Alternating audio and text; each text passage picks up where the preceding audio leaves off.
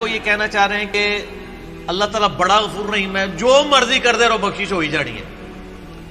تو سر اگر یہ کسی کا کانسیپٹ ہے نا تو اس کو قرآن کی الف بے نہیں پتا. ڈاکٹر اسرار صاحب رحمہ اللہ تعالیٰ میرے استاد ہیں، میں نے ان سے بہت کچھ سیکھا ہے. اللہ تعالیٰ ان کو نیک کاموں کا اجر دے اور ان کی برائیوں سے درگزر فرمائے.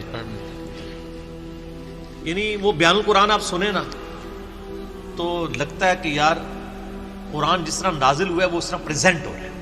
جس نے قرآن نہیں پڑھا نا وہ تو یہی سمجھتا ہے کہ شاید اللہ تعالیٰ کو ایک بوڑھی نانی اماں ہے جس نے یہ لوگ پیدا کیے ہیں اور ایک شغل ملا گیم ہے، اینڈ پہ ساروں کو ہی چھوڑ دے گا. جناب اگر یہ معاملہ ہوتا تو انبیاء اور کتابیں آتی. امام محمد غزالی نے کیمیائے سعادت میں لکھا ہے کہ جو علماء ممبروں پہ چڑھ کے لوگوں کو یہ بتا رہے ہیں نا کہ اللہ تعالیٰ بڑا غفور الرحیم ہے اور وہ سب کو بخش دے گا چاہے جس طرح کی مرضی زندگی گزارو، وہ اصل میں یہ بتانا چاہ رہے ہیں کہ اللہ تعالیٰ کے پیغمبر جھوٹے تھے نعوذ باللہ، ان کے ساتھ جو کتابیں نازل ہوئیں، یہ اس میں جو وعیدیں آئی ہیں کہ جو نافرمان ہیں ان کو دوزخ میں جھونکا جائے گا، یہ سب کا سب جھوٹ ہے اور وہ یہ صحیح کہہ رہے ہیں. پھر امام غزالی کہتے ہیں ایسے علماء واجب القتل ہیں. میں آج کے کسی میٹھے میٹھے مبلغ کے اوپر قتل کا فتویٰ نہیں لگا رہا. امام غزالی کہہ رہے ہیں کہ جو اس قسم کی رحمت کی آیات سنا سنا کر ان کا غلط مفہوم بیان کر کے خدا سے دور کر رہے ہیں. یہ تو یہودیوں کا یہی تو عقیدہ تھا. سورۃ البقرہ میں آتا نا، وہ کہتے ہیں کہ ہمیں اللہ تعالیٰ چند دنوں کے لیے ڈالے گا دوزخ میں پھر نکال لے گا، ہم تو اللہ کے چہیتے ہیں. اللہ تعالیٰ ماتا تم نے کوئی عہد لیا ہوا ہے اللہ سے؟ سورہ بقرہ شروع میں اسی لیے ہے کہ تم سے ایک پہلے تم سے زیادہ لاڈلی امت تھی، اس حوالے سے کہ اس میں زیادہ پیغمبر آئے، 3 کتابیں نازل ہوئیں، تورات، زبور، انجیل.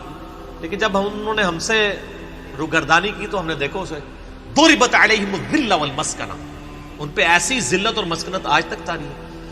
تو سر یہ باتیں کرنا تھانے دار والا معاملہ نہیں. قرآن کا اسلوب بھی بڑا سخت ہے، اس میں کوئی شک نہیں. اور میں اکثر بتاتا ہوں 2011 کی بات ہے، ہمارے محلے میں ہی ایک مسجد، یعنی لڑکیوں کا ایک مدرسہ ہے اہل حدیث کا.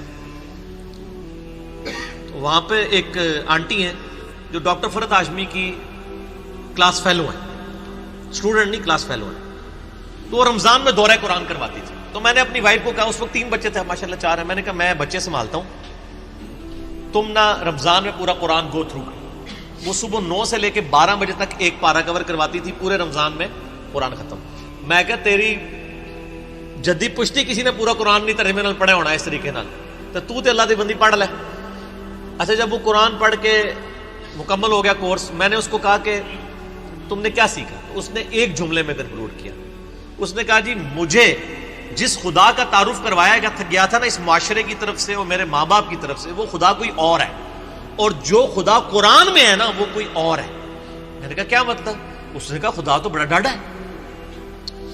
یہ تھانے دار اور یہ وہ اس طرح کے ٹرمز ریوائز کر رہے ہیں. آپ ذرا قرآن تو پڑھ کے دیکھیں. قیامت کے دن اللہ نے اپنا نام کیا رکھا ہوا ہے؟ للہ الواحد القہار. لمن الملک اليوم للہ الواحد القہار. آج کے دن کس کی بادشاہت ہے؟ اس اکیلے قہار کی جو سب پہ چھایا ہوا ہے. سورۃ المومن میں آتی ہے آیت، جسے سورہ غافر بھی کہتے ہیں. پھر صحیح بخاری میں حدیث ہے، نبی صلی اللہ علیہ وآلہ وسلم ایک چوراہے سے گزرے، کچھ اصحاب جو ہیں وہ ہنس رہے تھے. آپ رک گئے. آپ نے فرمایا جو کچھ میں جانتا ہوں نا تم جانتے ہوتے تو بہت کم ہنستے، زیادہ روتے. تو نبی علیہ السلام کا تو مبارک زندگی میں تو بڑی سنجیدگی ہے. اگر کوئی یہ سمجھتا ہے کہ بغاوت کی زندگی گزارے، اپنی مرضی کی زندگی، نہ، دنیا جو اللہ کی مرضی کی گزارے گا آخرت پھر اس کی مرضی کی ہوگی.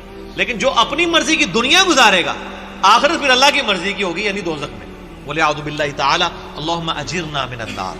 یہ اتنا معاملہ آسان نہیں ہے.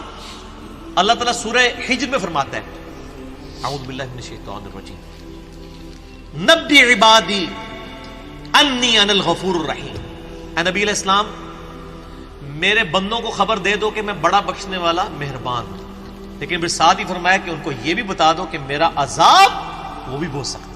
بیلنس کرو. باقی یہ ٹھیک ہے، بخاری مسلم کی حدیث ہے کہ نبی علیہ السلام نے فرمایا کہ اللہ تعالیٰ نے مخلوقات کی پیدائش سے پہلے اپنے پاس عرش پہ یہ عبارت لکھ لی تھی کہ میری رحمت میرے غضب پہ سبقت لے جانے والی ہے. لیکن کس معاملے میں؟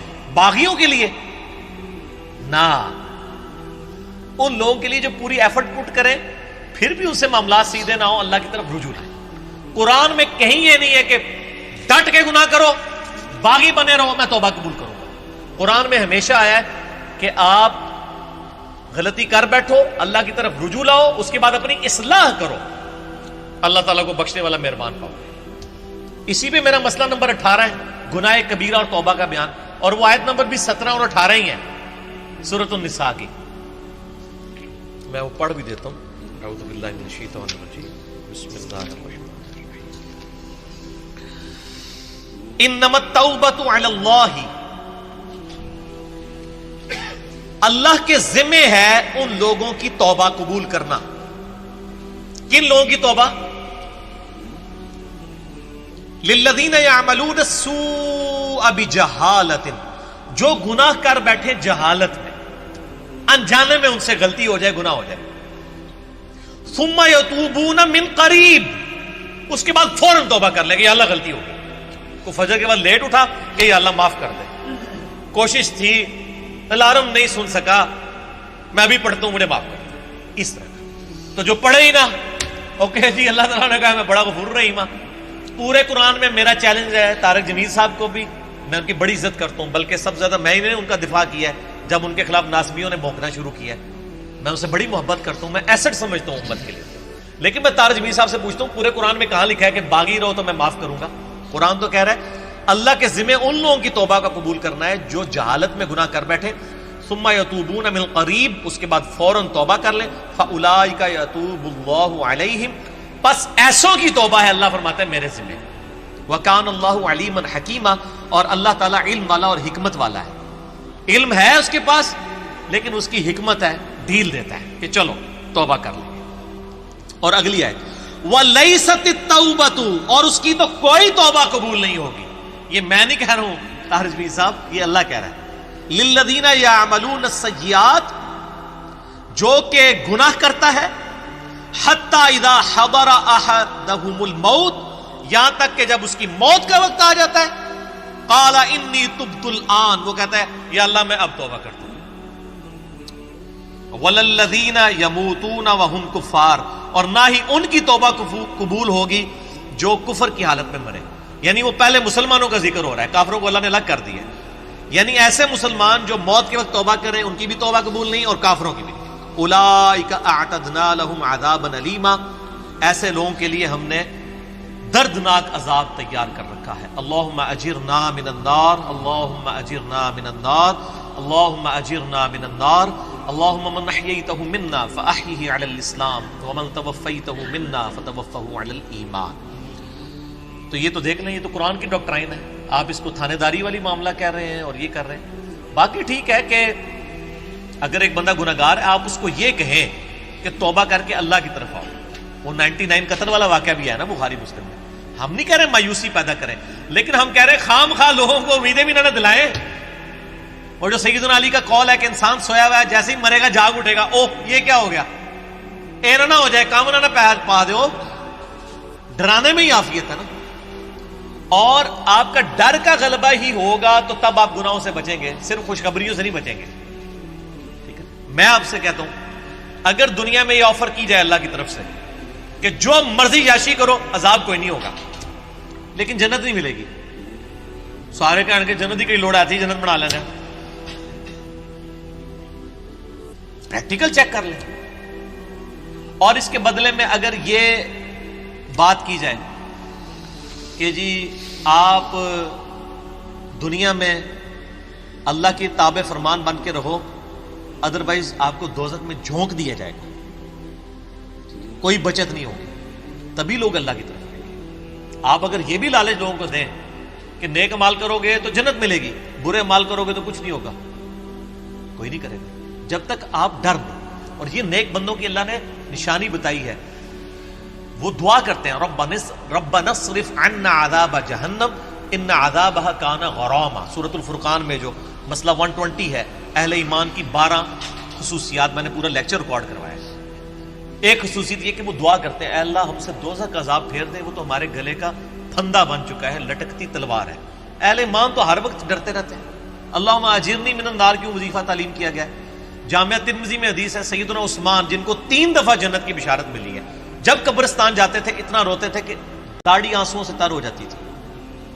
لوگ کہتے تھے یہ کیا؟ تو انہوں نے کہا میں نے نبی علیہ السلام سے خود سنا ہے کہ قبر آخرت کی منزلوں میں سے پہلی منزل ہے.